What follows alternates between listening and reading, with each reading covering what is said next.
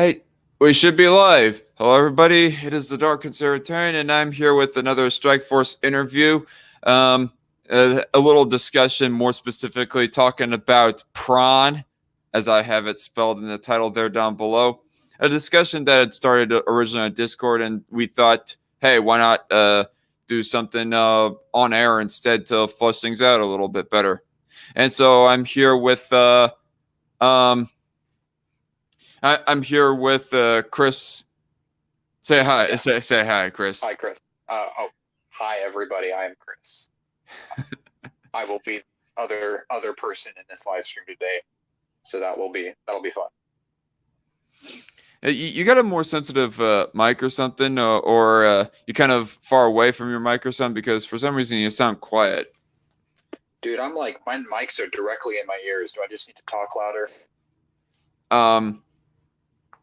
I'm not going to tell you that. I guess we'll just have to try to compensate as best we can for that. Hello, JC and Neil in the chat, and hello, Mikhail. So yes, we're going to talk about primarily about porn and whether or not it should be legal. I, of course, am in the thought that it should be legal. Well, at least decriminalized for all those that prefer that term. And Kris, I think. I don't know. Remind us of what your position is again, Kris. Is it that you want it outright banned, including adult porn, or you just want it heavily regulated? So currently, I'm in the position of very heavy regulation. That stems from a position of I believe, we have a responsibility to children in this nation, and children should be protected. And as a conservative, I wouldn't use this argument often because I believe that freedom is a very important thing, and you can't just sacrifice freedom and for a bit of security. However, when it comes to something like porn, I think just what it's done to our children, what it's done to our nation, I think it's something that people don't have a right to, and it should be heavily regulated. My position on completely outright banning it. That comes later on, basically. Right now, I don't think we're in a position to full-on ban it. But if we were to full-on ban it, there would have to be a significant greater amount of support behind it. But in principle, yes, I am for the complete ban of pornography, or at least to an extent. And I want to outline those extents more heavily throughout this live stream. All right. And I do want to say that I am for, in the ultimatum of things, I am for little to no regulation when it comes to most, if not all things. This includes porn. I don't see in what way that it really has to be regulated. I mean, obviously, child porn, that is not an exception right there. And since there exists a government, I believe that the government's job is to prevent those very heinous things like homicide, rape, and child porn would be another one of those things. But something as victimless as adult porn, more specifically, as disapproving as it might be to do for some people, because I can't agree well enough with the arguments that porn is an unhealthy thing to do. Fair enough. But for it to be like banned, I see no real reason to be doing it. I mean, there's a whole lot of other degenerative stuff that people do that within our everyday society that we don't ban because it's degenerative in one way or another, like playing video games or anything else like that. So I would kind of put more specifically adult porn under that. I do want to address the whole right to porn statement that you said earlier, or just right now, and that it kept on saying, like in the Discord chat as well. Nobody has a right to porn. Technically, nobody. I don't know. I don't know exactly how that this should be worded, but I agree that nobody has a right for somebody else to provide them porn. But it's kind of in the same way when it comes to gun rights. Like, nobody has a right for somebody else to provide them a gun, but people have the rights to try and pursue the acquiring of such an item, and even the creation of it if they have the ability to do so. I would look at those in tangent with one another as being the same. So if we were to like understand the term right to porn as the right to try to acquire it in a mutual transaction or the creation of it, well, then I would say that I do believe that people have the right to porn. And anything to that you want to respond to? So when you talk about rights, we're talking about constitutional rights, and when it comes to things like firearms, it's true we do not have a right to the extent of other people providing it to us. We have a right to take up arms and bear them, and I think there's a specific reason for that. Though the reason is, we have a right to defend our homes. We have a right to defend our families. We have a right to defend ourselves, our lands, our properties. We have a right to defend ourselves against invaders and governments, whether it be our own or invading governments. And we have an inherent right to defend ourselves. That's where the right to bear arms comes from. And I think when it comes to things like freedom of speech, which, people argue that porn falls under that, I disagree. But when it comes to the freedom of speech, that comes from a place of free expression and being able to speak our minds without being restricted, whether that be in defense of something or in offense to something else, or just speak our mind, speak an idea. We have the right as humans to express our own ideas. When it comes to porn, I don't see how it falls under those categories, and I couldn't think of a different amendment where that would fall under that category. What question? How it falls under what category? How it falls under the category of constitutional rights? Yes. Well, in general, as I said before, I don't see how it falls under speech in general, but I also don't see how it falls under the premise of a right in general, as you said, because, like you said, firearms are a right, and we have a right to take them up. In other words, the government cannot restrict us from, or at least they cannot completely prevent us from taking up arms. I think a lot of people would agree, or at least most people would agree, that people shouldn't just be able to have nukes, because if society's dead, then there's nothing to be done about that. It's not a practical way to run a society. So we all agree on that. But in general, we have the right to bear arms. In general, we have the right to freedom of speech, barring slander and such. I want to say that when it comes to nukes, the decriminalization of nukes, I understand the principle behind it. I guess in the ultimatum of things, I am for people being able to have the right to do so. Now, in all practicality, almost nobody, if anybody, would be able to purchase a nuke on that side. But as it stands right now, whether or not that gets decriminalized for the common person to purchase is something that I'm overall kind of apathetic to.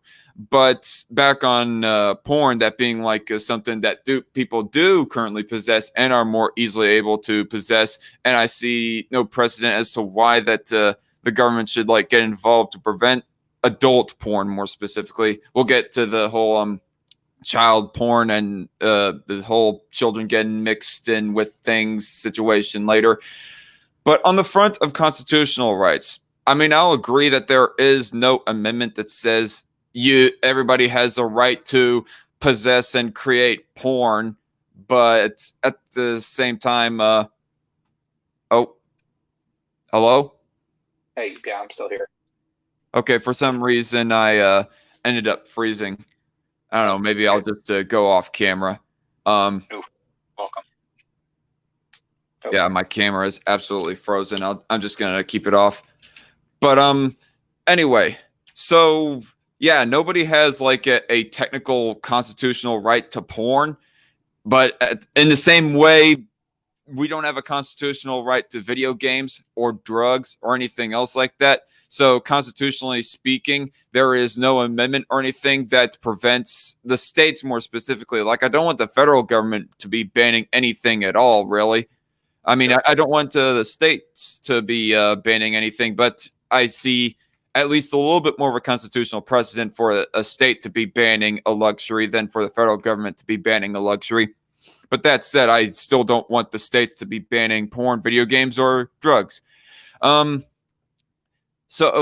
I mean, just because it isn't specifically or explicitly said in the Constitution that you don't have or that you have a right, excuse me, to this luxury good or that luxury good, doesn't mean that it should be banned. I mean, it's kind of the same argument that I ended up, should Pron be illegal? What the fuck is Pron? It's me purposefully misspelling porn night shift. I do not know of how YouTube would be approving of a title that actually had the actual properly spelled word porn in it. But anyway, I mean, it's kind of the same thing when I was like responding to a clip from the Mark Levin show where he was debating a Ron Paul supporter about drug legalization.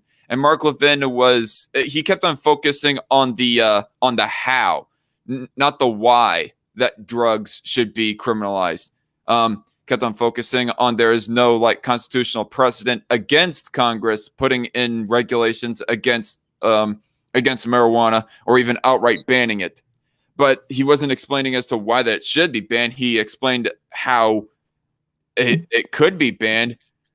But again, ultimately, I guess my request to you is there any argument aside from we don't have a right in the Constitution, according to the Constitution, to porn? As to why that it should be banned.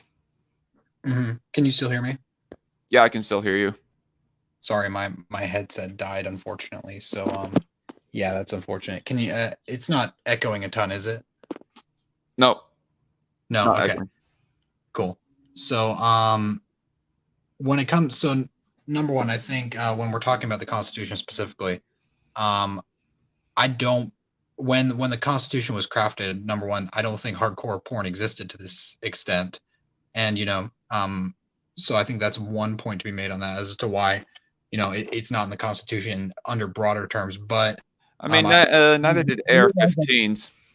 I realize that's not a good defense on its own. So, more specifically as to why I don't think porn even fits the definition of what a right could be today is because of its degrading quality of so when you talk about video games, you're talking about video games, you talk about luxury goods, right? And I know a lot of people like to see porn as a luxury good because that's what it's sold as. And pretty much. And I think that's unfortunate for our society. I think it's created a lot of weak men, myself included. I'm trying to be better, God willing. But it's created a lot of weak men and some weak women, but mainly weak men. And it's different from video games in that something like a video game, it can be done in moderation and not have a negative effect on you, right? I sometimes play video games. Plenty of people play video games, and they're fine in moderation. It's fine, and on a moral standpoint, that's that's all fine and dandy. Like it doesn't. Government doesn't even come near that. I don't think government should be involved in banning video games at all. Aside from very basic put the rating on the package basically just basically so stores know not to sell overly graphic games to children basically, which but aside from that, no, I don't think government should be involved in things like banning video games. I would put that responsibility all on the parents. And when it comes to porn, I also put the responsibility on the parents. It's their, I think they should bring their kids up in a way that they stay away from porn or at least are protected from it. But on the principle of heavy regulation and specifically banning porn, I think because of I don't think porn can be done in moderation. I really don't. And we can talk about the psychological effects that it has. But if you actually look at the studies done, especially when it's young kids getting stuck on it, but even adults, I think adults have a better fighting chance. But even adults, they get hooked in, and they're immediately stuck on it, and I think it's inherently degrading, not just to the women in it, which a lot of them do consent, which not all of them, by the way. We'll get into that later. I think that's another point I want to make later on. But I think it's degrading to the people who watch it as well inherently.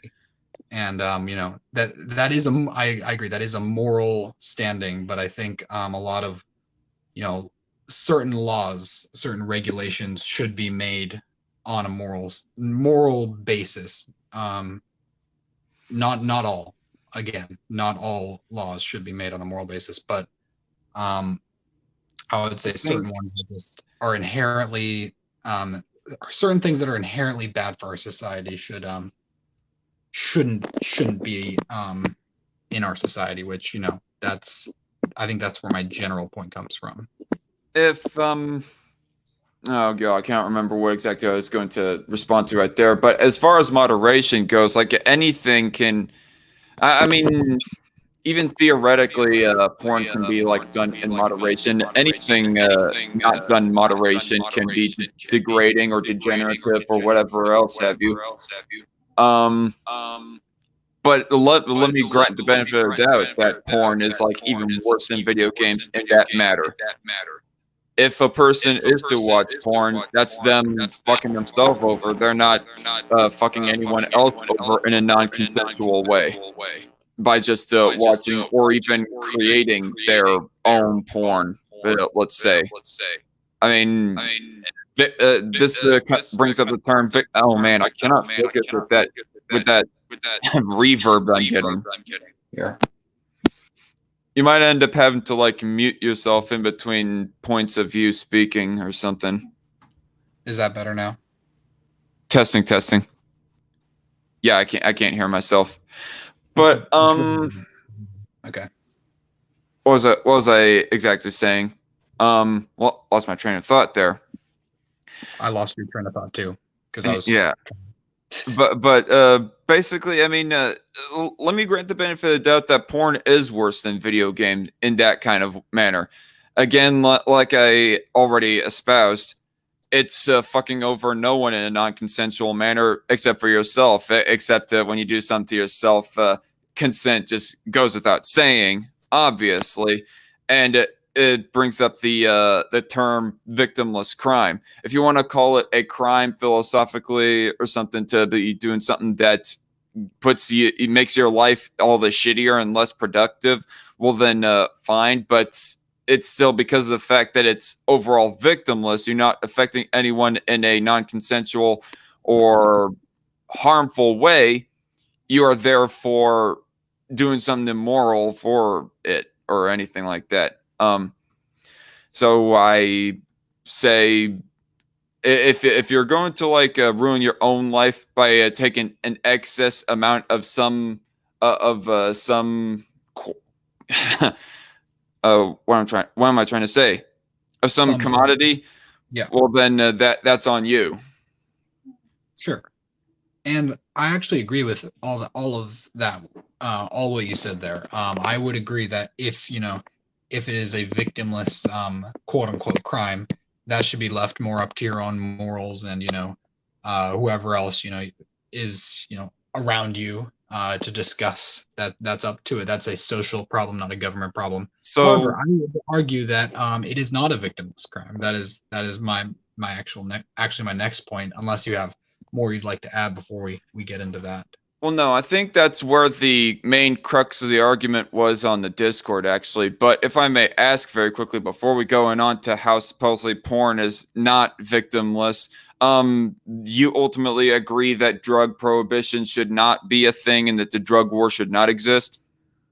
I would honestly, I don't know quite enough about it to make a full opinion, make a full statement on my opinion, but on generally what I know, I would say the drug war as it played out, it would not have played out if I had any say in it. So yes, I would say that the drug war would not it's kind of pointless, especially a lot of regulation was kind of pointless. But I have I think that's a discussion for a different time, because I do have different views on that, actually. Yeah, let's go ahead and stick on porn and try to get that issue out of the way, at least before we get onto other conservative, traditionalist beliefs. Mhm. But explain as to why that you say that porn is supposedly not a victimless crime, because I disagree with that sentiment ultimately. Right. So, the first point. So, I have been part of a anti-human trafficking organization for well over a year and a half Part now. about what? Anti-human trafficking organization. And in it, we raise funds for survivors, especially in Houston, because trafficking is very, very high in Houston. Human trafficking, lots of people get stuck in it, and so our main goal is to raise awareness, stop younger girls from getting trapped in it again. And this is a lot of it in Houston is a lot of a lot of labor trafficking, so human trafficking for labor. But a great percentage of it is, things like prostitution, and the, so that's a big part of what we are fighting against. But the reason I joined this organization was because of I had gone to his seminar, and I had been, I'm someone who has dealt with porn in the past, and it's still a struggle for me. And in the seminar, they talked about how a lot of these women who are currently in pornography were coerced into it or blackmailed into it, or the hundreds of women, thousands of them, especially in the Texas area, a lot of Central Texas, Austin area, down by the border, a lot of areas like that. They just a lot of them getting sucked in at ages. Well, let me slow you down just a little bit before you go on too long. I mean, Mhm. when people like say, and this kind of goes for prostitution as well, when a person says that they are for the decriminalization of porn or even prostitution, like I just mentioned again, it's not like we're like making apologisms for human trafficking. I mean, human trafficking should be declared illegal nonetheless. We're No, I for consensual porn and prostitution, where all parties involved agree that yeah, this is okay, and we'll agree that we'll engage in this activity. Yeah, no, I agree with that. But the issue is, especially in America, with all these cases, it has become, let me just put it this way, the water has become muddied a lot. There are a lot, it's all mixed in. The porn industry is, there are consensual adults, obviously, adults who consent to it and adults who agree to it. And the thing is, though, a lot of these adults that quote unquote agree to it, especially these women, these younger girls, they didn't really agree to it. They have been coerced and blackmailed. And a lot of them, they've been brought up to believe that this is their only option. Now, we can talk about, uh, what the technical definition of, consent is. And I agree that that's something for a court to decide. But I think on principle, when you have thousands of girls, basically being coerced and um, forced into this at a young age, I don't see a reason why we How should are they keep being supporting forced? this. What? How are they being forced in to like acting in porn or Yeah. prostitution for that matter? So let's talk about the last 10 years. There are thousands of cases in America, and this is the general outline of it. So a girl will be on a forum. They will get a boy friend, quote unquote, and they'll be texting. They'll be becoming friends. This is how a lot of predators do it. They don't just kidnap girls anymore, and they will you know, get them to send them images, and then they will, have access to those explicit images, and they will either blackmail them. This is one case. This is, not in the huge majority, but it does happen. The next example is just in general, the predator trying to get these younger girls between the ages of 12 In and 18 and up. They isolate them from their families by telling them things like, you're not good enough. And there are thousands of cases like these. You can look them up. And these girls eventually get pulled away from their families, not by force, mind you. They get convinced by these people trying to basically gain them as a token to leave their families and come join porn. And the way they do this is by convincing them they have no other choice. Well, this is teenagers all the way to 25, 30-year-olds. So, but even those legal adults, they are convinced that they have no choice because a lot of them are in these poverty-stricken areas where they believe they have no choice. And by technical definition, they did consent. But I think as a society, by a moral standpoint, I think it is an atrocity that a lot of these women are basically being used against any other will. They have no other. They believe they've been told they have no other options, and they've been forced into these situations where they have to perform for porn. And the issue is, and that's not even, to me, that's not even the worst of it. The worst of it is they have huge audiences. And unfortunately, I've been part of that audience. And that's, I'm. So it's kind of the splinter in your eye and the log in my eye kind of situation. No, sort of. I think there's log. I think there's a collective log in all of our eyes. And if I may, as far as like these women in poverty, and they determine for themselves in their own lives that they have no other choice except to take up the pornography type job. I mean, no offense, but that almost seems to be along the same arguments that I hear a lot of socialists and communists bring up as to why that supposedly employment is not voluntary, is not consensual. They had little to no options as far as what avenue that they could have taken in life. And what I would say to them is what I would say the same to you. The employer or the pornography owner, the pornography vendor that's trying to hire these consenting adult women, I mean, forget about the teenagers, because nobody's making apologisms for teenage porn. I mean, that should be stopped. I'll agree well enough. But all the adults specifically, ultimately, yeah, the vendor is not pointing a gun up against their head or even physically forcing them in any kind of way. The worst that would happen to the woman is that they just, that the vendor, more specifically, just lets die the possible porn applicant that they get. I mean, that's at worst anyways, but even then there's still other possibilities that would happen outside of them not getting hired for the porn job.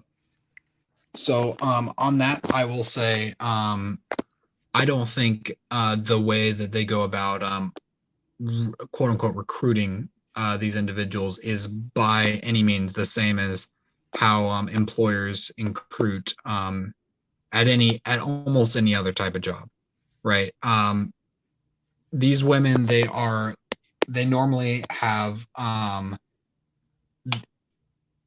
a partner. And these partners essentially work with these traffickers. So it's not just like there's this big business corporation. There's normally, what ends up happening is a lot of these women have essentially boyfriends. And these people, they have many women under their belt, basically. And when I say when I say convince, I don't mean like I go into I go in to apply for the National Guard, and they try to convince me, like, call me 5 times and say, hey, we're trying to convince you to join. It's not like that at all, because of the situation. I think often these women are in abusive relationships, and that's a separate issue as to those men specifically should obviously be punished for that and be tried. But on the actual porn itself, the setup for it, I think, is very different, because the setup starts from a place of they're not just seeking out new employees. They're seeking out these, horribly desperate women who have been basically buttered up to believe that there is nothing else that they are good for. So it's not just you know, an employer looking for a desperate person and saying, "Hey, I'll give you this for a low wage."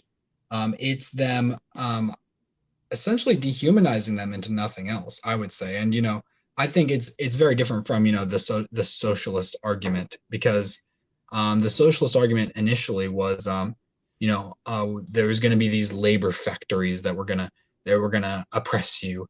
And in America, we don't really have those anymore. So you have a lot of opportunities, especially in our government. You have a lot in our country. We have a lot of opportunities, and you can make your way in other ways. And that's when it comes to my organization, that's what we try to do, is we try to convince other people that they have other options. But I think the issue when it comes to porn is the inherent dehumanizing of these people, the inherent insidious intentions that go into it. I mean, you hear these hundreds, thousands of stories. It's I don't see any reason why it should be allowed in our society. I just I think, at least at the very least, there should be very heavy regulations, and then a lot of these companies should be just shut down because of the methods they use. As far as dehumanization goes, I just want to say that if somebody is to dehumanize another person, person one dehumanizes person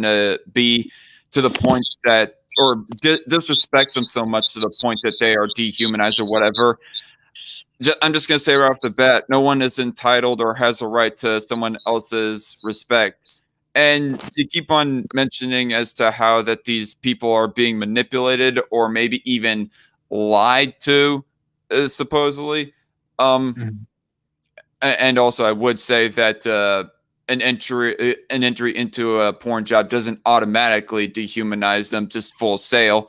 I do want to say though that the how that they came to get into that porn job is it might be not preferable. The methods as to how that they came about to wanting that porn job is not really determining as to whether or not the act itself of being hired for porn is immoral or not. Well, unless there is an actual act that violates their rights, that being trafficking, like we mentioned a little bit earlier, that nobody's defending, by the way. But what would you have to say in response to all that I said? So, I'm sorry, my words are kind of stifled all over the place. I'm not on my A game as far as articulation goes today. No, you're good. I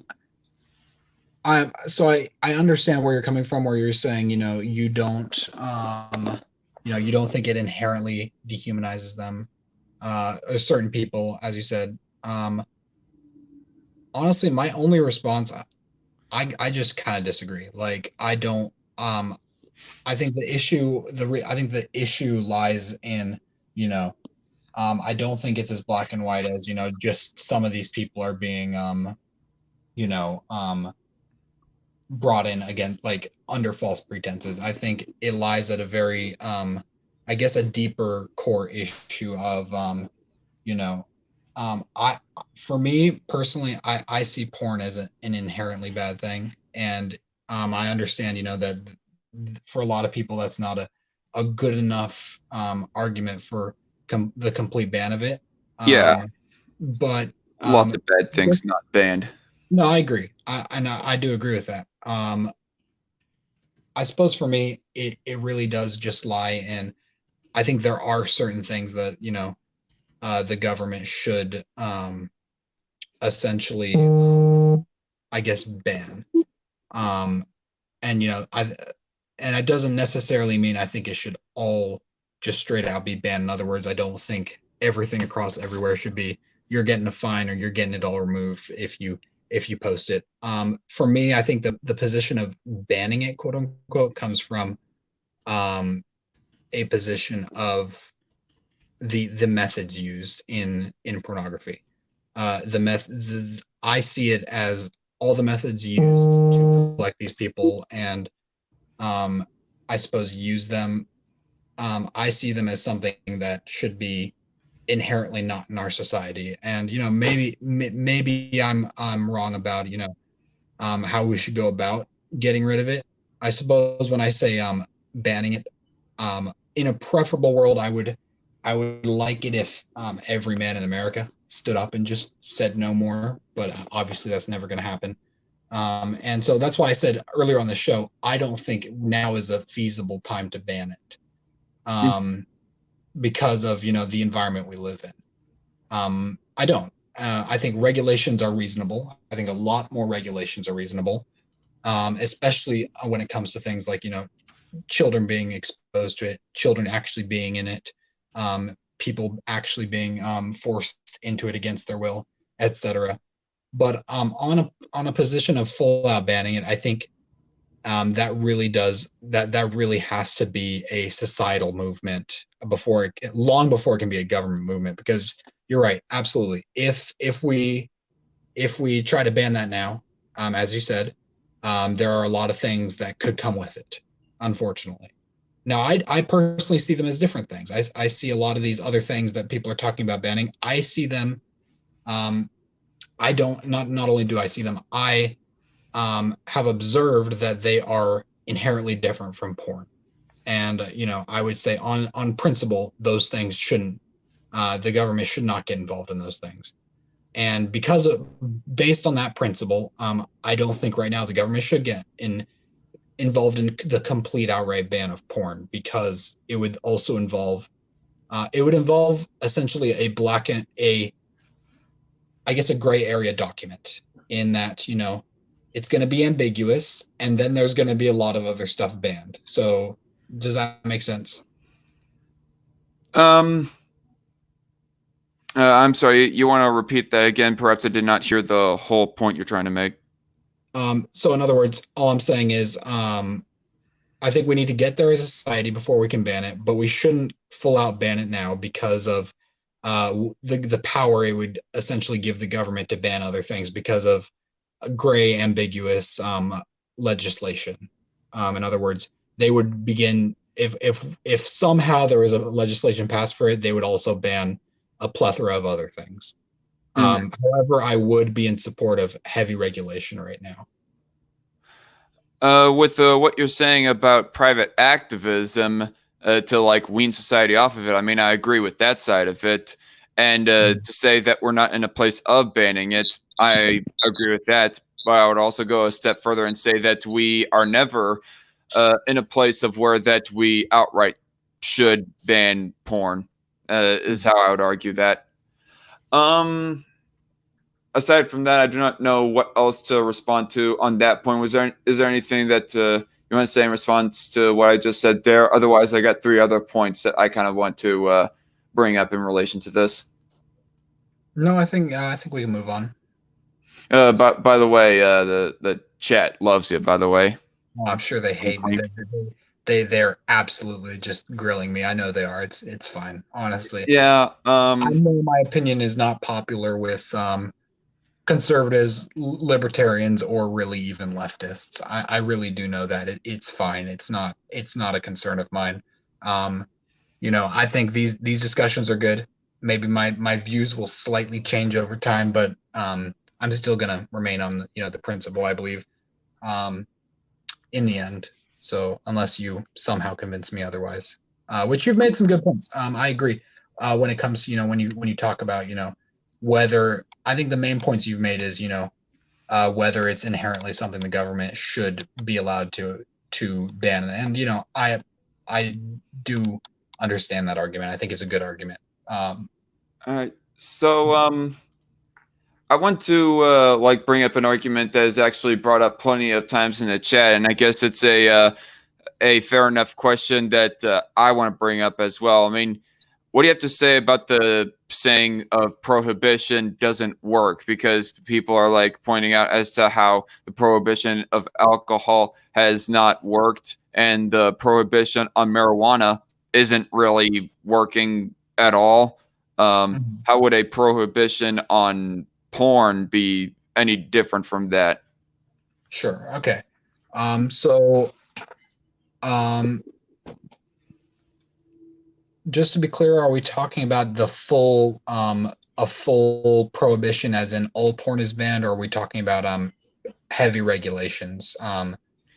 Because if it's the heavy regulations one, I mean that's an easy one. But when it, I think the other one does have a more complicated answer. Well, even the Um, heavy regulations argument, somebody can like skirt around the regulations, like Sure. take a minimum wage law, for example. Like a few weeks ago, I just read an article talking about as to how business owners are like skirting around the regulations in order to try and get by of paying their employees some certain wage whilst they're like remaining in their employment. And I guess I somewhat agree with the skirting of those regulations because in the ultimatum of things, I don't think minimum wage law should be a thing. sure. But I guess my question would more particularly be on your ideal scenario, an Okay. outright ban on porn, that kind of prohibition. What do you have to say against the arguments on that? Ooh, yeah. So, I think that one really is just that one is a very, it's an on principle matter. It's one, and this is why I said before, I don't think we're in a position to do it as a society. I think it has to be a group effort. But I agree. I don't think, as far as an outright ban goes, I don't think it would stop all of it. I think it would regulate a lot. I think it would definitely deter. I think and here's my main point for doing for this would be, it would definitely deter a lot of children away from porn. And not all of them by any means, but I really think a lot less people, like, when drugs are one thing we're talking about. They would, people, they have a lot of good ways to get drugs, obviously. And I think people will find ways to get porn too, but I don't think nearly as many people will go out of their way at such a young age to find it, if there is strict regulations or even bans on it, essentially. And on the regulation side of it, I think the purpose on the just the strong regulation part of it is, I think it would help a lot. But even if, on principle, I think it would um, we could prosecute a lot of companies that go against it. So in other words, my purpose of the regulations would be to essentially require there to be a password and an ID of an adult, right? So in other words, you have to sign in with your internet, and when you if you want to enter a porn site, you have to show an ID. In other words, I think that would be, not entirely effective, but it would deter a lot of people away. And if, some companies went against that and decide to find rules around it, I think we could, very easily, prosecute them for going against that. And I think that's important because, I don't see I really don't see a reason why we can't do more to protect children from it. I don't. The same reason you don't, you require a driver's license, which I've heard some people say we shouldn't require driver's licenses, which, if that's your opinion, I don't know what, I really don't know what to say on that. Mhm. For me, that's just a common sense thing. It really is. But on that issue of, the regulation of pornography, I think there should be way stricter, Um, regulations on,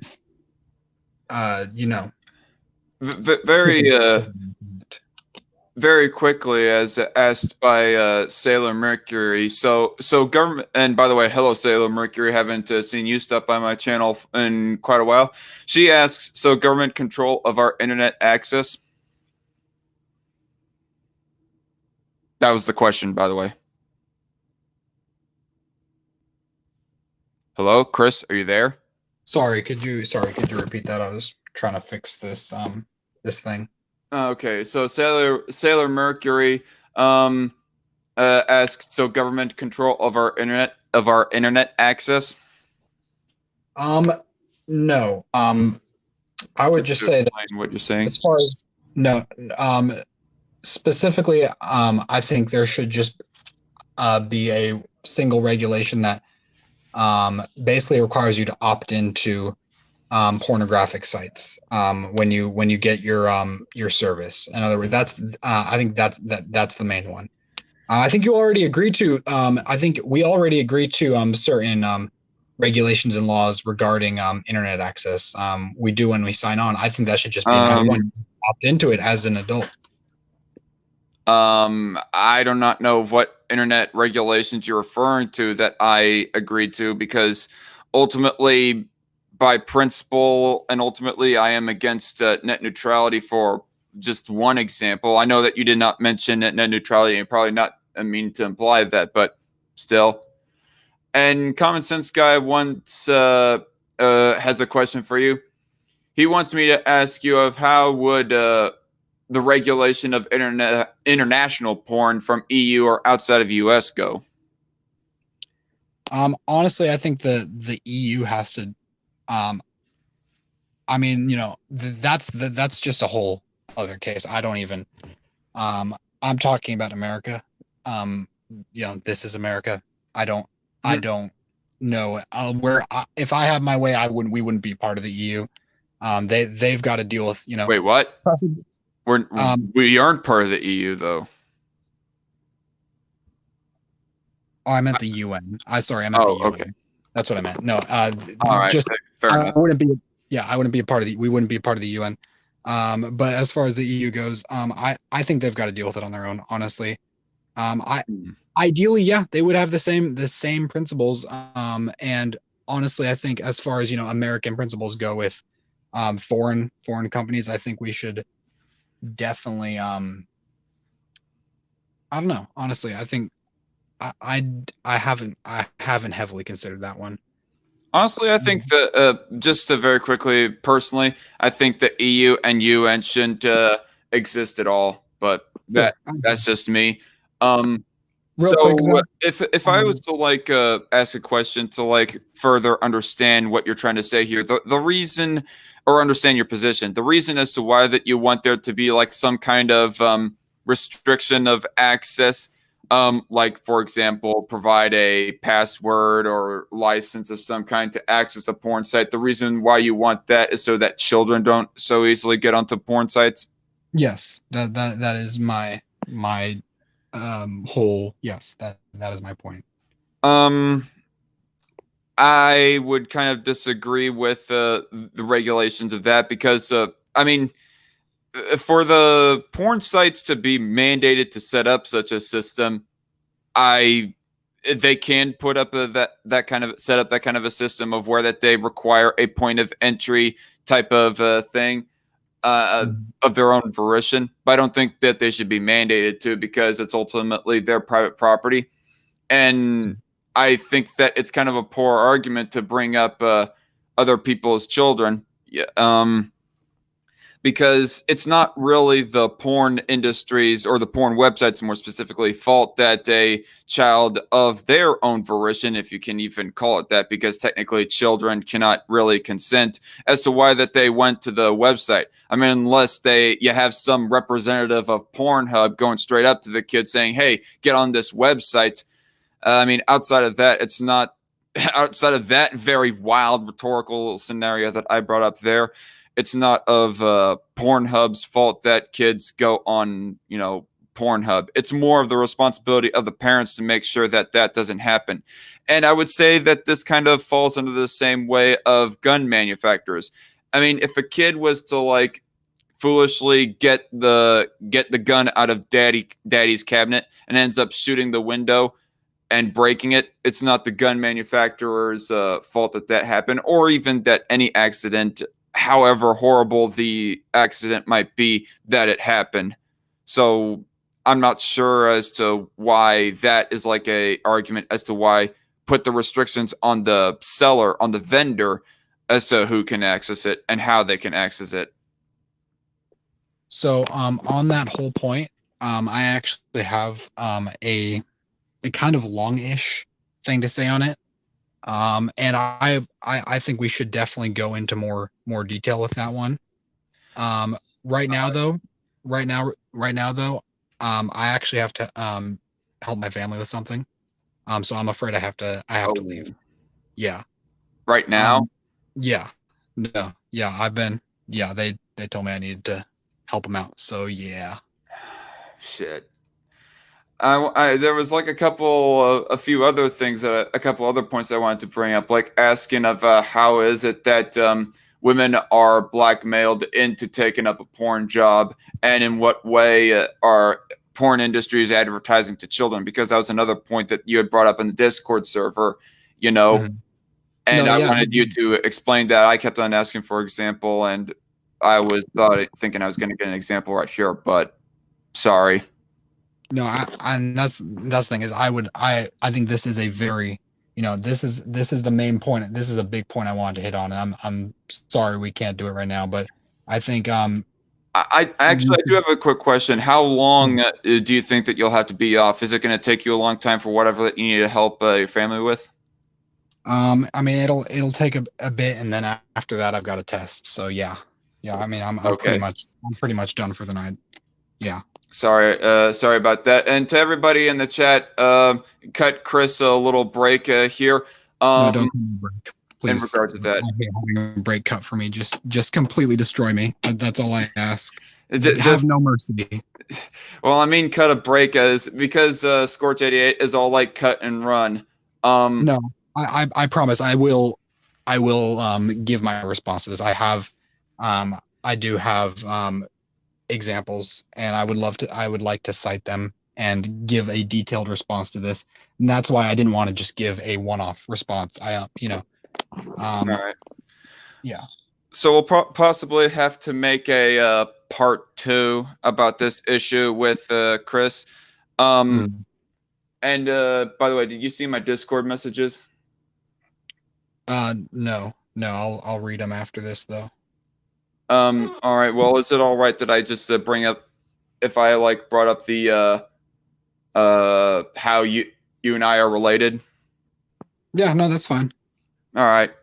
So that was my cousin Kris, everybody. I'm glad that he could like join on to at least for a little bit anyways discuss about porn and whether or not it should be legal or not. I'm probably going to keep on rolling, but I guess this is where we'll say ta-ta for now with Kris. So Yes, sir. All right. Yeah, I enjoyed it, and I look forward to coming back on this point because yeah, it's a big point for me, especially. It's one that does hit home, so I'd love to pick that back up. But I enjoyed our discussion. I think we had a productive discussion, and yeah, I look forward to it, man. yep, definitely do a part two and probably talk about other subjects, obviously. See you Yes, later. sir. Peace. All right, so um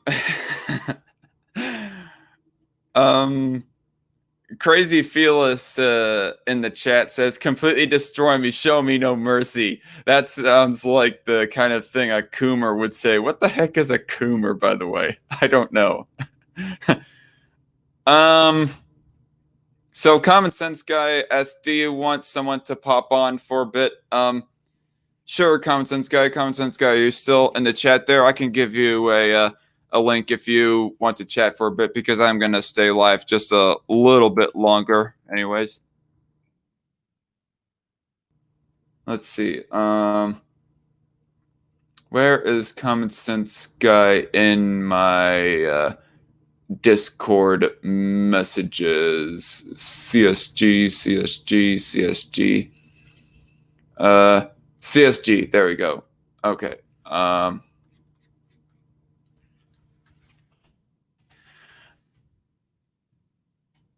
Common Sense Guy, if you're still in the chat, I just sent you the evidence on sent you the link on Discord. If you would like to join on, gonna chat with the chat for a little bit here while waiting for Common Sense Guy to possibly come on. You should debate Brooks from No Bullshit, says Neil Stone. Oh, honestly, I would love that opportunity to talk to No Bullshit about his stupidity. Ask him some questions and get my blood rolling in the same way that PSA Sitch did. And maybe even somebody do like a reaction stream, like Loudmouth Reviews do a reaction stream to that. Making jokes as to how how stupid no bullshit is, and how I'm overly able to tolerate his stupidity with patience or whatever, or maybe with how impatient I'm being with him. Who knows? Crazy Fila says Coomer is a meme term for someone that views porn obsessively and faps to it constantly. Okay. So chat with oh, come on. Mikhail. He knows he's made an authoritarian idiot out of himself and is trying to run away from his own stupidity. Oh, come on, Mikhail. He's not an idiot. I mean, it is rather authoritarian, the position that he's taking on porn, just to be quite honest. But idiot? No, I mean, he was articulate enough to at least spar on this. I was just joking around, but that doesn't really surprise me. Oh, myth cuttlefish. Crazy Felix, a myth cuttlefish. UN sex ed, is that where they send their peacekeepers into Africa countries to educate children about getting graped? I think Crazy Felix meant to say raped, but could not spell the actual word. Because it's YouTube. It's my responsibility to know what is being taught to my kids as myth cuttlefish. Exactly. Myth cuttlefish says in response to Crazy Felix, yes and no. A lot of the progressive sex ed guidelines are from the UN. I'm going to see very quickly if I can send the invite to Common Sense Guy on. Oh, what's up, Jason? Not too bad, Zach. How you doing, mate? Doing pretty good. It was a pretty fun discussion, however people like to think of it. I thought it was a very interesting discussion, though I would have to say that I know that he's family and all that, but he does need to flush out his points a little bit more if he wants to start talking about those types of conversations. Again, not a gripe on him himself. He was articulate in a way that he wanted to express himself, but he didn't seem to flush out his points to an extent where you could actually pick him up at actually what he was supposed to be meaning. Especially with the idea of the ban and regulations, because my point was to try and say to him, look, if you're only going to ban American stuff, then it's the internet. People are still going to find other stuff, other international porn. So you're actually banning nothing. All you're doing is banning American stuff. Yeah, you're not actually saving the children. Yeah, I do not know where exactly Pornhub is based, but if they are based in the U.S., they would just move to Canada, and people from the U.S. would be able to access it, across borders, for lack of better wording. Well, to be honest with you, I'm pretty sure that Pornhub is a little bit like YouTube. It's actually a streaming service or a platform. It's not actually a server holder. It provides itself with its own versions of accounts, and those accounts provide you either with premium stuff or free stuff to watch. So it's very similar to YouTube. It actually wouldn't be regulated as a singular platform. You would actually be regulated via each individual account holder. Mm-hmm. I want my question answered. Sorry, what is the question answered that you want answered, Scorch? Sorry, addressing the chat here a little bit as I got lots of time on the stream. We haven't even quite hit the 1 hour mark. It's still like 56 seconds away from that. I would love to see more debates like this, says Neil Stone. Well, I do have plenty of debates like this of where I'm just like one-on-one with a guest on stream. I've done one with Cult of Ham. I did one with Aircraft Sparky, one with the Geoconservative. I did one with Esoteric the Free, or Esoteric Entity, whatever you want to call him, a little over a year ago. So if you want to check those out, you can search them in my catalog by searching up the appropriate guest's name. Who else did I I don't know. There's more, I'm sure, but I cannot think of them right now. Myth Cuttlefish, you were cool. Bring a gun to the fight next time, not a knife. Yeah, I mean, in Chris's defense, I wasn't exactly on my A game myself, but at the same time, I was taking a little nap before I like started up this call and whatnot, because I stayed up really late last night trying to work on this one video response to a certain squirrel talking about the lockdown and COVID-19. Yeah, how is that going for you guys over there? Hopefully it's winding down enough to where that the paranoia is going to like fizzle out. I would like to see the gyms and the hair salons open up, because this is probably the biggest reason why I'm wearing a beanie, is because my hair is an absolute long freaking mess. Let me. Oh my god, you've got such long hair. What'd you say? I said, oh my god, you've got such long hair.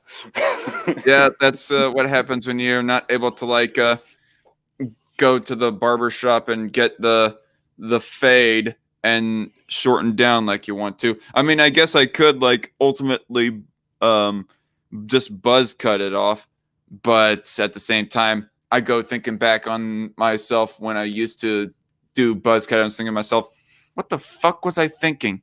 Because I did not look that good with a buzz cut. My head looked like a fucking egg. To be fair, that's one of the main reasons why I haven't bothered cutting my hair either at the minute. So my hair's a bit of a mess. Normally it's styled, but it's a bit messy at the minute. It's just a little bit longer than what it would normally be. I would normally have my camera on a little bit longer, but it's like 2 o'clock in the morning at the minute, so I'm a little bit tired, so I can't be asked for the camera shit. Right. Not gonna lie though, for your age, you have fine hair health. It seems fine, healthy hair. Yeah. I'm not too sure I like the fact of you pulling up my age, but thanks. Well, my bad. I don't know what your actual age is, by the way. So, not mean to. So you're just assuming that I'm old. Well, relatively speaking to most of the people that I end up talking to over the internet. Anyway, enough of my jackassery. Jesse in the chat, I think he has good intentions, but I don't think he realizes that the regulations he wants will end up mutating into EX. Those regulations involving the internet mutating into speech censorship. That is a little bit another side too. I mean, it's going to be a bad precedent that just opening the doors up to. See, I would actually disagree, not with the free speech and speech escalation, but the fact that he actually has a good intentions. You could always argue that good intentions are always paved on the pathway to the devil and to hell, so to speak. But what his actual point is moral ambiguity. In other words, that because he has a moral aversion to what porn is, I'm not saying he hides behind the idea of, oh, help the children and save the children. But let's be honest, most people have probably been, most boys, let me rephrase that. Most boys have probably been trying to find some sort of form of release between the ages of 11 onwards, I would have said. So I always find it quite hypocritical of younger men saying that they're a little bit worried about the health of the children and so on and so forth. Because let's be honest, you probably found some material some way, even if it's in your imagination, and you've done something. So you're either saying that the whole idea of masturbation is wrong, or just the idea of finding material to do it wrong. You can't have it both ways. Okay, Scorch88, he reiterated the question that he ultimately wanted me to ask my cousin there. He's seen that the drug war, or what the drug war has done. He knows what the prohibition has done. Why does he think this would play out any different, was what he was wanting me to ask him. I'll try to remember that for next time. I mean, I did bring up the issue like along the same lines, but I did not word it exactly like that. FTR, he did FTR. I do not know what exactly that's supposed to stand for there, Mikhail, but he says he did openly invite us to destroy him, LOL. Yeah, that's because he's being an edgy boy. McPelfish. Oof. The DSP lol suit update is in. I gotta go. Bye bye, D and chat. DSP lol suit. Talking about DSP gaming, like Dark Side Phil. I have no idea. I would quickly want to just jump on one of the things that your chat just said, which was about the reasons why he wants to do this. Now, again, this is just me having my own ideas, but it's the same thing with communists and socialists. It may have not worked any other time that anybody else may have implemented it, but because I've thought of it, of course it's going to work, because I've thought of it. How could it go wrong?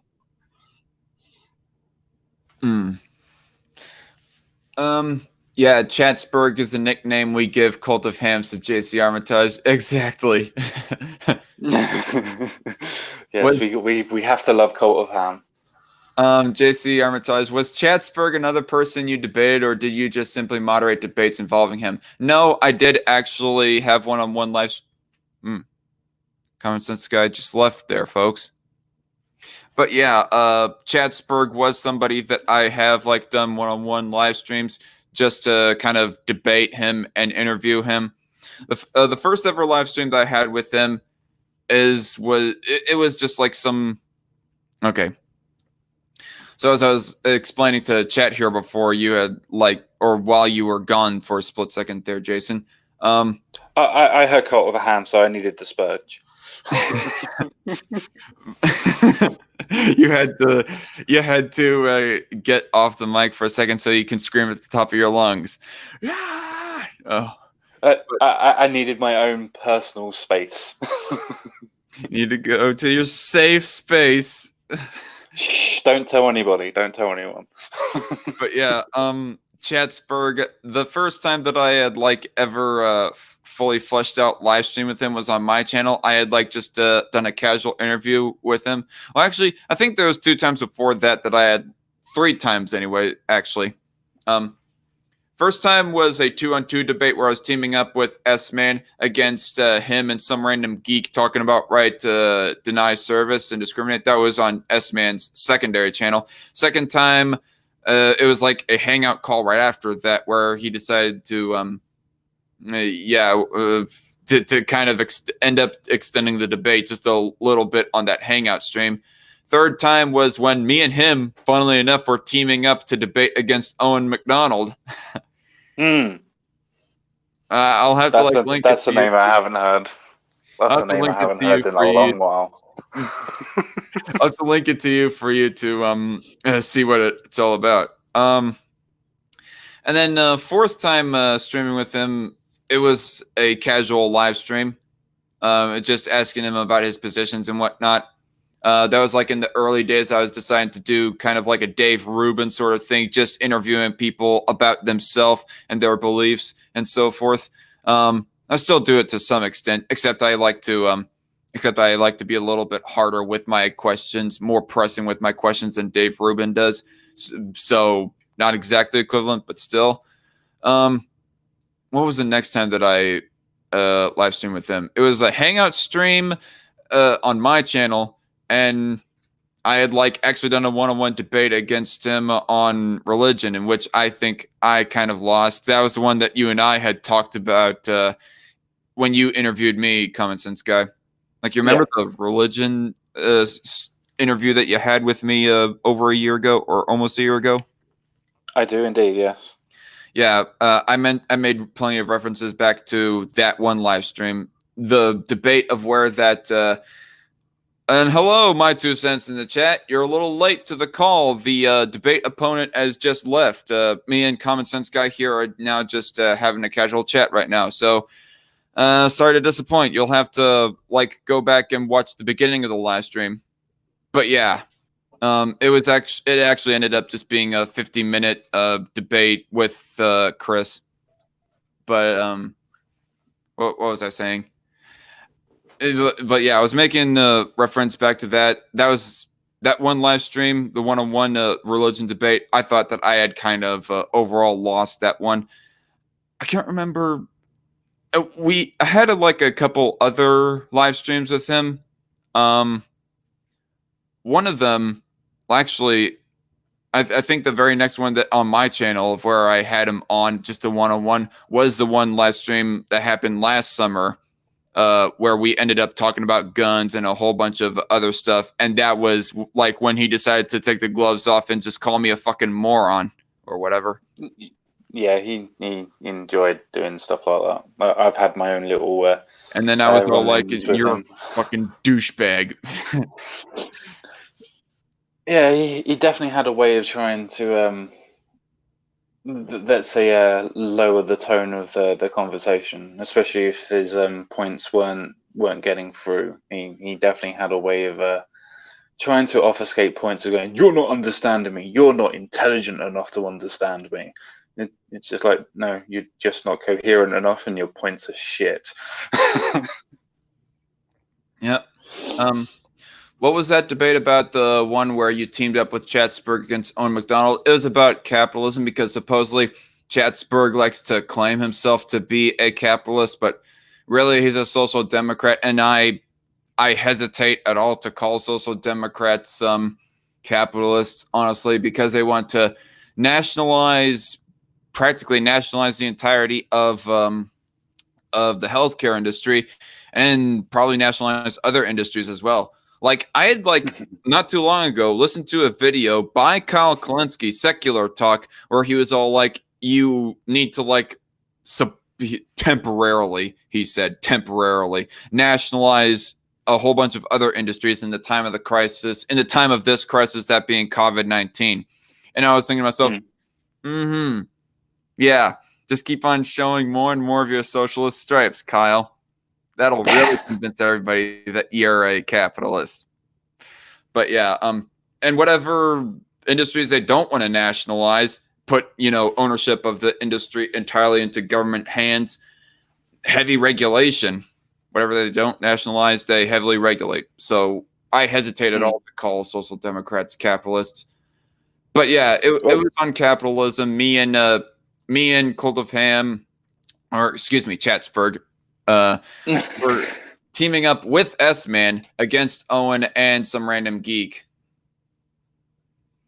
So it was more or less a 3-on-2 debate. I don't know. I'll just have to like share it on Discord just to remind everybody, look back on an oldie, because it was early 2018 that live stream happened. Feels like forever. Oh. It's interesting, because I remember having a conversation with you, S-Man, and Cult of Ham, the Chatsberg, about the points of if or not he was a Democrat, if you remember that on Twitter. Oh yeah, that Twitter argument. Yeah, and it's really interesting now that he actually classifies himself as Soc Dem. He's now a complete and utter Bernie supporter. But apparently me pointing out the fact that he was voting Democrat was a point of him being a Democrat, at least for that point. And he's like, no, I'm not Democrat. He's just like, okay, Chatsberg, okay. No, that's neither here nor there. Let me ask, like, getting back onto the name of this stream just very briefly, like, just to clarify, you aren't for banning porn, are you? No, you're not going to be. I could argue a case for it, but my personal view is no. You could try and argue devil's advocate, is what you mean.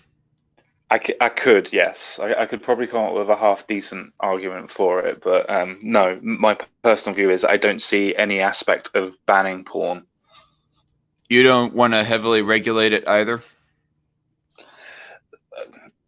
It depends. If you mean heavily regulate the actual industry itself to looking after the people in the industry, then there's a possibility that I could move along to that. But being able to regulate internet porn, you just can't. There is no way of actually being able to regulate internet porn. I mean, Okay. My problem with the debate when it comes to porn and even prostitution for that matter is that so many people like to conflate the issue of human trafficking with it. When somebody says I'm for decriminalizing porn and prostitution, people will bring up but human trafficking, and and then I'd be all like, no, I wasn't arguing that human trafficking is fine and dandy. Keep that illegal. Just decriminalize consensual porn and prostitution. And if you want to That's a distinction. And I guess the only regulation, in my point of view, that you would have on prostitution or porn is to prevent human trafficking. But I don't really technically classify that as a regulation on porn or human trafficking at all, really. I just look at that as a human trafficking ban. Simple as. Surely you would put some sort of form of regulation on, like, say, how Holland, the Netherlands, do their prostitution, where they actually have to, I believe it's once a month that they have to go and get tested for STIs. Surely you would want some sort of form of regulation like that. Maybe somebody can convince me of that, but I'm not sure. You wouldn't want prostitutes or the sex workers in general to, as part of their industry, making sure that they are safe to be able to practice, and also knowing that they are healthy to be able to practice as well. If I honestly do not know how to address it. I mean, if a person knowingly does have AIDS, if they have AIDS themselves and they go ahead and have sex with somebody and end up transferring the AIDS or risk transferring the AIDS, well, then at that point, I guess there would be some kind of criminal penalties. But as far as like forcing them to be tested, I didn't mean forcing them to be tested as in a case of you have to be forced. I meant it more as like a point of running a business, that every month that you have to make sure that you've got your insurance in order and so on and so forth. I was going to say that should be part of a business of keeping an insurance in policy to making sure that they are safe when they're practicing. So if, for instance, that they practice with somebody that did have AIDS, because that they were being tested all the way through, that if that was their profession and they got AIDS, then through their insurance they could get a payout from it, because it wasn't their fault that they got it, because they were doing everything they were supposed to do. You know what? I'm just going to go ahead and say that since that there is the fact that a government exists right now, and if there is to continue to exist a government, in the same way that I apply that logic to regulation saying that people cannot knowingly serve moldy food to customers, at the same time put in those kind of health safety regulations that would mandate that that businesses, that prostitution rings get their employees, their prostitutes checked up on that kind of thing, you know?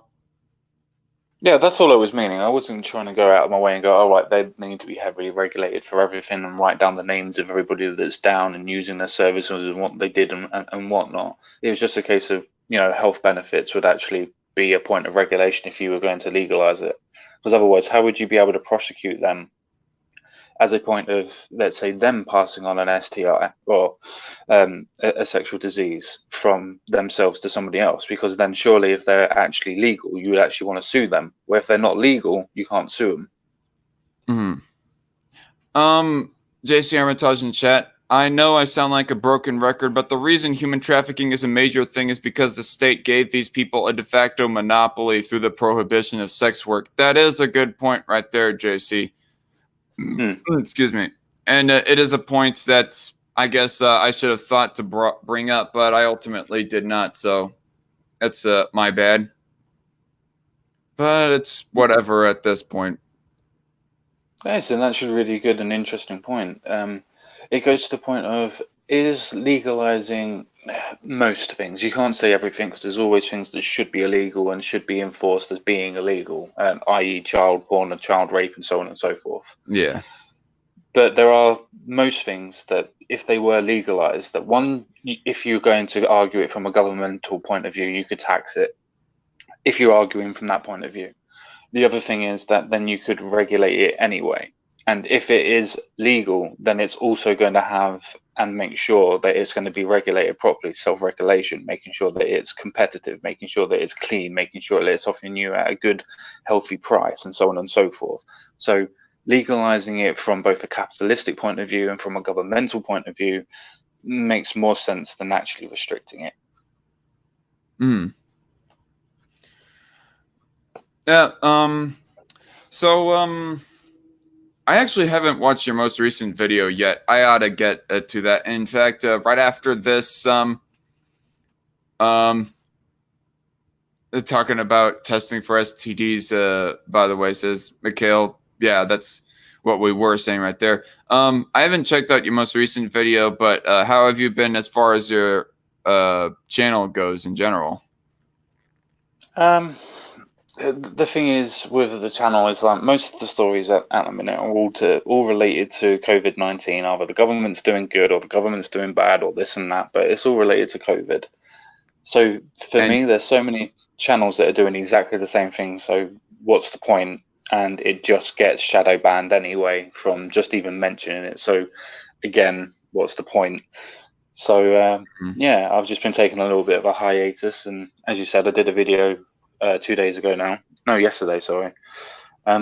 Which was about a Labour councillor that actually worked together with the Tory councillors and Tory MP to actually feed the homeless and stock up some of the food banks and whatnot.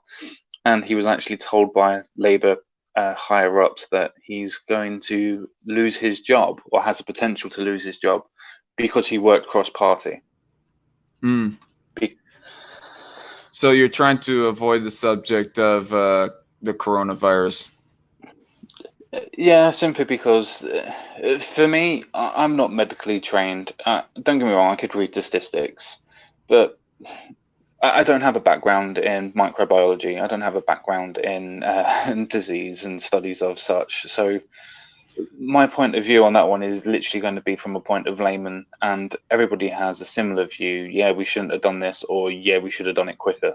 So what am I actually offering to the conversation apart from a reiteration of what everybody else has says one way or other?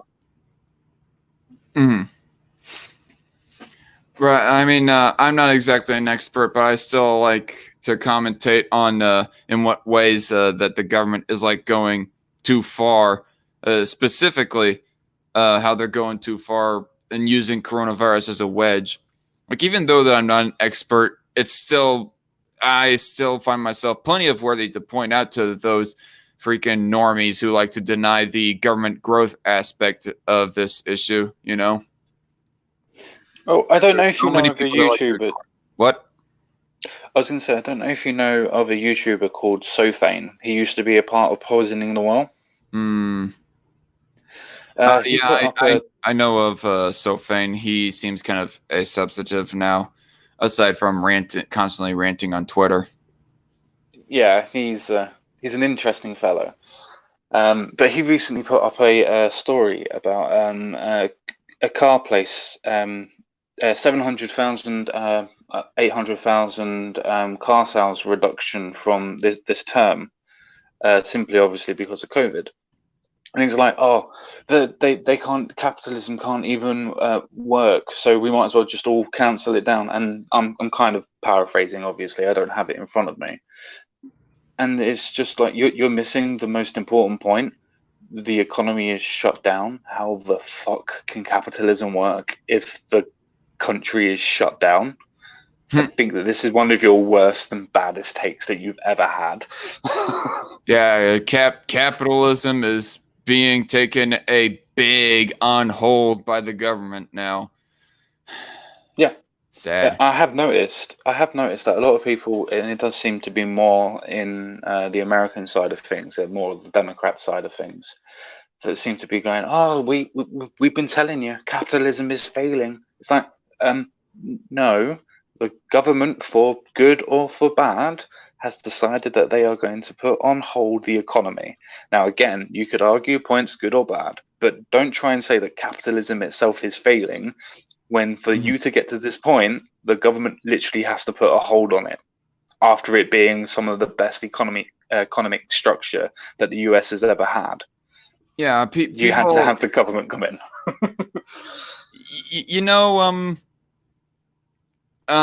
What was I trying to say? Have you like seen any of the memes of Alexandria Ocasio-Cortez or Vosh like sharing around memes talking about as to this is an example as to how capitalism is failing, yada yada. Like the toilet paper shortages was an example being pointed out by Vosh at one point. And I'm just thinking to myself, it isn't capitalism really, because capitalism has shown to like produce a high quantity of this good and that good being toilet paper. It's just that it's purely the fear mongering of coronavirus as to why that the demand has gone so freaking high that people are hoarding, for lack of better wording, to say the least. So I like to think of it as not capitalism's fault as to this thing or that thing. This thing is in short supply or that.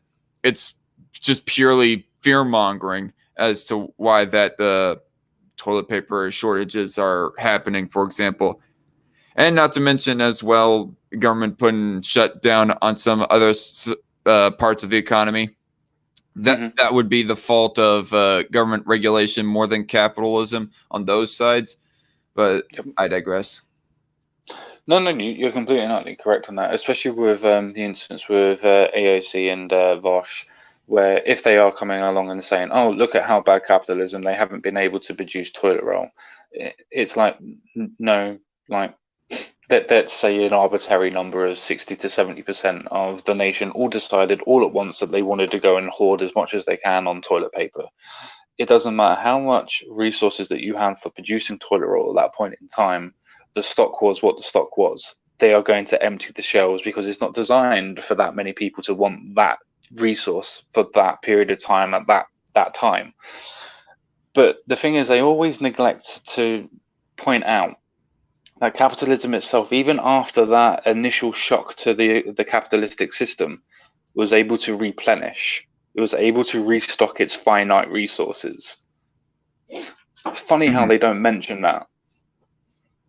Right. By the way, what's this about shadow banning of videos that mention coronavirus? Yeah, if you literally mention corona at all, it just gets shadow banned. It gets kicked into the fucking curb. Just gets kicked into the curb. My streams normally do, let's say, around about 70 to about 110 people watching roughly. So not a big audience, but a big enough audience for me. As soon as I did a stream with COVID-19 in the actual title and actually talking about it, I think I was lucky to hit 50. Unfortunately, the video that I'm going to be that I am in the process of making and going to be releasing at some point tonight, folks. So stay tuned for the next response video that I'm going to be uploading here soon enough. I do mention coronavirus and COVID-19 a whole lot, and not to mention I have sources out the wazoo talking about the subject plenty of times. So I guess I do run the risk of like getting shadow banned off of the YouTube algorithm. The good thing is that if you actually ask the community to be able to like share and do what they all are supposed to do, if you get a couple of people that are doing that, then your video is going to do fine. If you're just going to solely rely on the algorithm, then yeah, it's not going to go anywhere or do anything. But just ask the community to be able to help you. I'll make sure that I tweet it out for you when I get back up.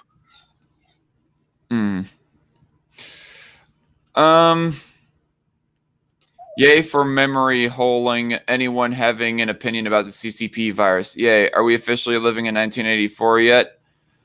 I don't think in the US we have gotten to the level of Australia yet of where they have drones that are monitoring people for their vitals,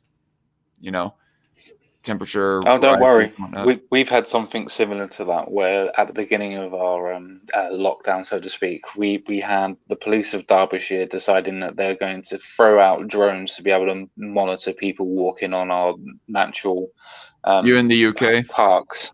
Yeah. Okay. I mean, we are getting close there, Mikhail. I will definitely say, but I don't know if I would go full on to that extent. I mean, it's not to say that the authoritarianism hasn't gone too far. I mean, it certainly has, but in a whole lot of other ways, but still. I think it's very interesting that when you have, I say crisis because there isn't a better word to describe it how it is, but I don't mean it in its shock value definition, but just how it's being treated as such. But when you have something like this, that you always see divides. You always see divides on people's freedoms, and you always see divides on people that are willing to give up their freedoms for the idea of safety. And That is I unfortunate. find that very interesting. That is very unfortunate. Like this pandemic has caused a lot of my conservative and even libertarian-ish friends on Facebook to start being for more regulations to mitigate this kind of shit. Toasted Network in the chat. Hello. Nice for you to come on by for first time, I think. But yeah, I mean, it's sad, really.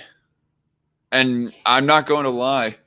For a while in the beginning of this pandemic, I was almost tempted myself to shelve my libertarian principles just momentarily. But then I go thinking back. But then I get my thinking cap back on and go saying to myself, yeah, it just brings up a bad precedent. I mean, will the government even relinquish the power if they were to like obtain such a power? Kind of skeptical. Even It's if definitely unlikely. It's definitely unlikely, especially with if the power is, as I'm aware as, which as your American, please correct me if I'm wrong, but I believe that it's been dealt out to state levels. So if the state has now got powers that in a form of a crisis that they're able to deal this level of enforcing people to stay indoors or doing this or doing that, that precedent has now been set, which means that that state, whatever state it is, can now, if they deem a crisis large enough, will have those powers continuously in perpetuity, simply because it's now been given. It now has to be either taken away or said that they're not going to use it again. And let's be honest, no government is ever going to give up powers that it's been given. I mean, one can like bring up the point that we already had price controls before this whole pandemic, and that's fair enough. But it seems that the price gouging executive order that Trump has that he had like signed about a month back or something like that, kind of increased that even more so. The price control side of this. Yeah, I mean, you've obviously been given the idea of UBIs and everything else like that, universal basic income. So, I mean, we've got something similar as well. So it's not a case of it just being in the US, but it's interesting because now that the president has been set again, when somebody like Andrew Yang decides that he's going to try and run again, or somebody similar to him, that president is always going to be set now. He's going to be able to come back to this point and go, well, we did it then. Why can't we do it now? Now, me and you are going to know that, yeah, but that was because that people weren't working and the government decided that we're going to do it over a short period of time and so on and so forth. But the argument is still going to be, but we did it before. Right. And I do have a feeling that Andrew Yang is going to run in 2024. I don't think Bernie He'd be a fool not to. What? I said he'd be a fool not to. He was quite popular. Right. I mean, it seems to me quite obvious that Bernie Sanders is not going to run again. He's already announced going for a Senate re-election in 2024.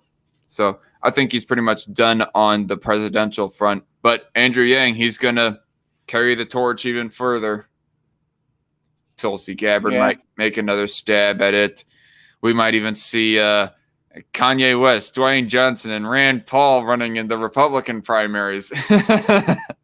I wouldn't have put Dwayne Johnson as a Republican. I thought he would have run as a Democrat, to be honest. I don't know. I've heard from Reckless Trucker that he is more or less a Trump supporter. He's not as cultish with his support towards Trump, but overall, I mean, he did like a little ditty like singing against Hillary Clinton, calling her a bitch even. So he obviously doesn't have those leanings. At least he's at least not a mainstream Democrat supporter. But as far as like which he would prefer overall, I don't know. I mean, I've got a feeling that Elizabeth Warren will run for 2024 because they're going to want a socialistic a runner, and I don't see that they have anybody that would be any big name apart from Elizabeth Warren. As if what you said was that Bernie Sanders isn't going to run. Elizabeth Warren is basically the female version of Bernie Sanders, so should be a fool not to run. Yeah, that's a way that I had heard Kyle Kulinski put it. Well, he did not say female version of Bernie Sanders. I mean, she obviously is female, but she's the more corporate-ish Democrat version of Bernie Sanders. Like, supports pretty much the same things, except she likes to get along with the mainstream Democrats a little bit better than Bernie Sanders. So, in a way, she's more diplomatic, I guess you could say. But yeah, you could say diplomatic. I wouldn't say that she's diplomatic. I would say that she's a I can't think of a word to say it without swearing in it, but she's a money whore. Basically, she'll just go where the money is. You used the forbidden W word. You sexist pig. I did. I'm English, so I'm allowed. You know, there's something that I just thought of right now. I mean, mentioning your home country. You ever heard of the YouTube channel Abba and Preach? No, I can't say that I have, to be honest. Well, they're like a couple of ranters, just off the fly, off the top of their head type of rants and responses that they'll do to subjects and videos. But they were like talking about as to how that Europe is not any better than the United States. They were talking about one specific issue in particular, and that was like racism. And they were saying essentially that in multiple countries in Europe, particularly Greece and France, they're even more racist and more in your face with the racism than America, supposedly. I do not know. No, that's definitely true. Say? No, that's definitely true. I wouldn't have said France so much because they've been forced to integrate with everybody for many, many years. But it's still there. Greece, definitely. I would say Italy is probably up there. I would definitely say Hungary's up there, and I would definitely say Romania and Poland's up there. But yeah, no. The thing is, whenever you take in countries or provinces or states that are going to be that big and that vast in sheer size, you're always going to have collections of people. Oh, Bulgaria as well. Bulgaria is very, very racist when it comes to football, soccer.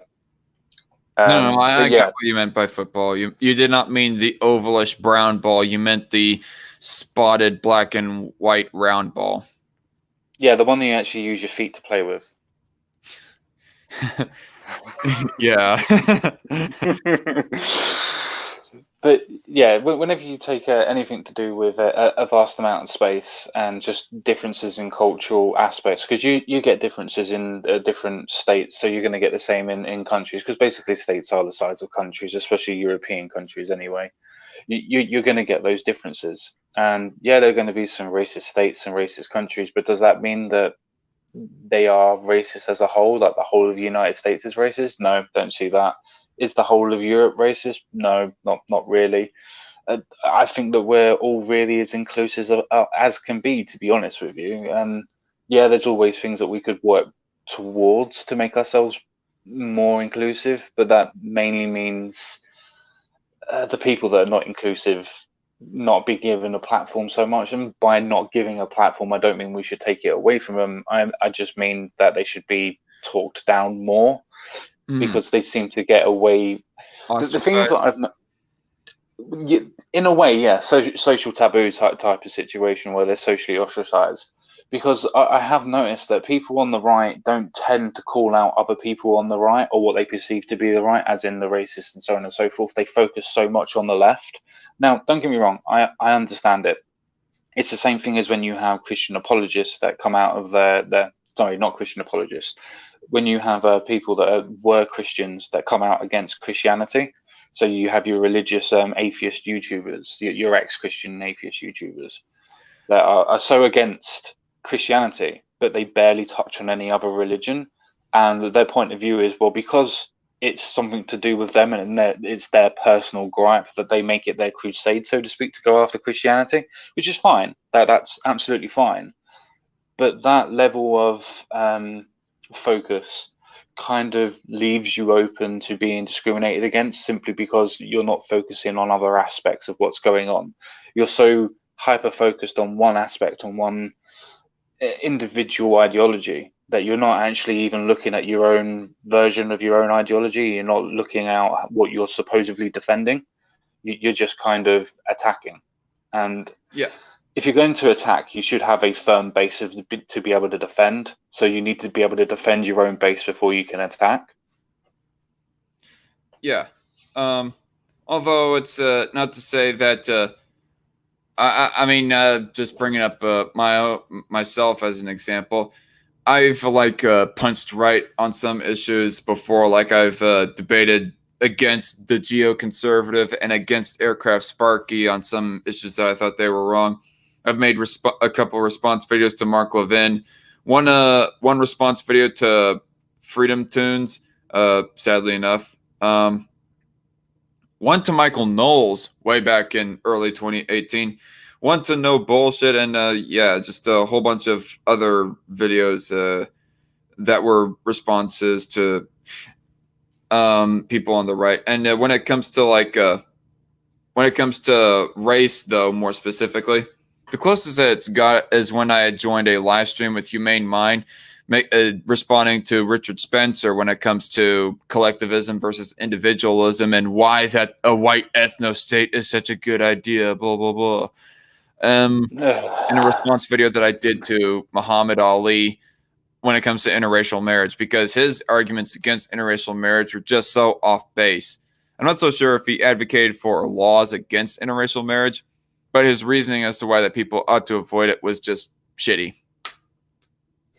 No, I mean, I'm completely and utterly with you on that one. It does seem very interesting to me that, take for instance people like Sargon. Now, I know people like to shit on him, and yeah, fair enough. Maybe the dude doesn't deserve it. Maybe he does. You know, everybody's going to have their own opinion about him. But take him for an example. He doesn't seem to call out the right that often. Now, I do know that he has been in live streams with them, and I do know that he's had conversations with them. But his main platform and his main verse of attack is the left and the SJWs and so on and so forth, to the point of it's almost a comical fucking take nowadays. If you watch his ACAD Daily and whatnot, it's almost comical.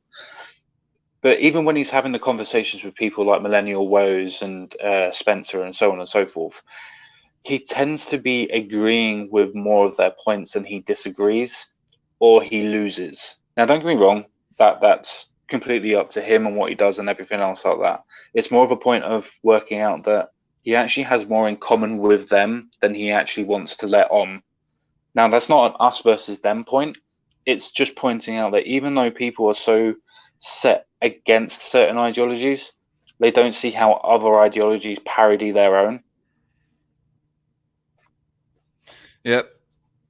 I know that Ethan Ralph, he has a never punch right policy. Yeah, I mean, don't get me wrong. It's fine if you have that type of policy. That's fine. Everybody does what they want to do. It's just a case of, for me, and this is just on my own personal point of view, so to speak, if you don't ever clean up your own side, so to speak, or your own base, you don't really have a moral equivalence of an argument against anybody. Because how can you say you should sort out your side? How can you say that you should sort out your SJWs, you should sort out this, if you're not willing to call out your own side? Yeah, I mean, unfortunately, people like to make generalizations about different organizations and groups of ideologies and so forth. So, therefore, to make less of a bad image on that group, you have to call out the people who are in the wrong in that group. Excuse me. And that's what I try to do. I mean, that's the thing that we should all really try to do. If we're going to have political points of view, there is nothing wrong in standing on your sets of principles. And if somebody on the right or somebody on the left goes against your principles and you really disagree with them, then voice your concern.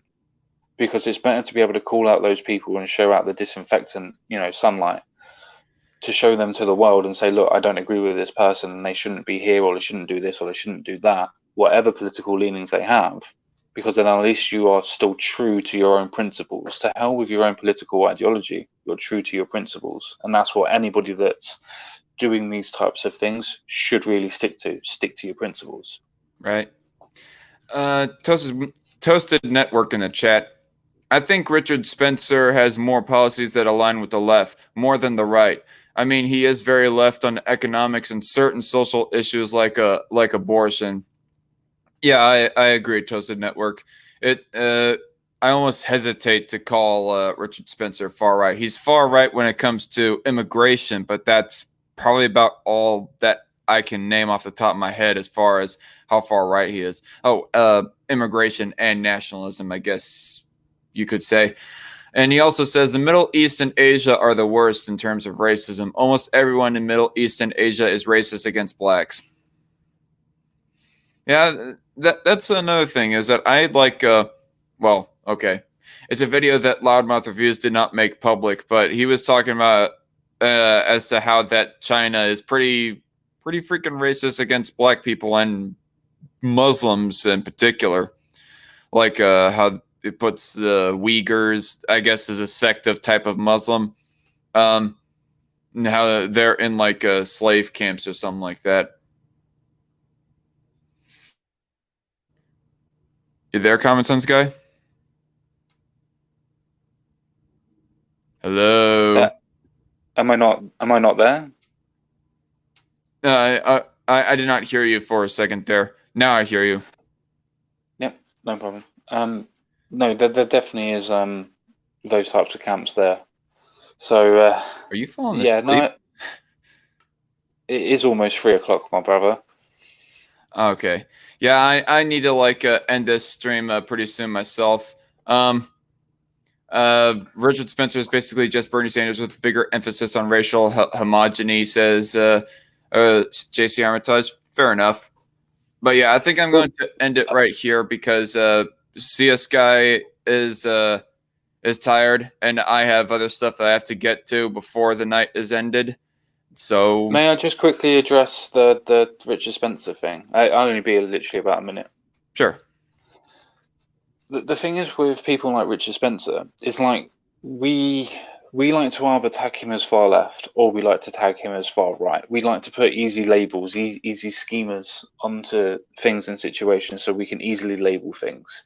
The thing is with anybody's personal points of view or personal ideologies, the ideologies differ from point to point. There is nobody that is completely left wing. There is nobody that is completely right wing. There will be certain ideologies that you would change or flip-flop on where you could classify yourself as left or right. The point is, don't classify somebody just as a universal label. Actually learn what their positions are. Otherwise, all you're doing is exactly what you don't want to be done to you and have a label attached to you for no reason other than you have a particular point of view to a particular person. Right. And hopefully soon enough, I'm going to have a live stream with Don the Pleb talking about political spectrums. So stay tuned for that one, folks. Yeah, it's a shame your guest had to leave early, but it was still a fun stream nonetheless. Yeah, thanks, JC. But yeah, this is where I'm going to end it off. We're we'll definitely have to have a part 2 with Kris talking about porn and whether or not it should be legal or not and why. But Common Sense guys, is there anything that you have to say before we go up there? Good night to everyone. Aside from the fact that he's tired. But yeah, I'm going to be finishing up editing my response video, so stay tuned for that, folks. And have a good night. God bless. See you later in the week. Bye-bye.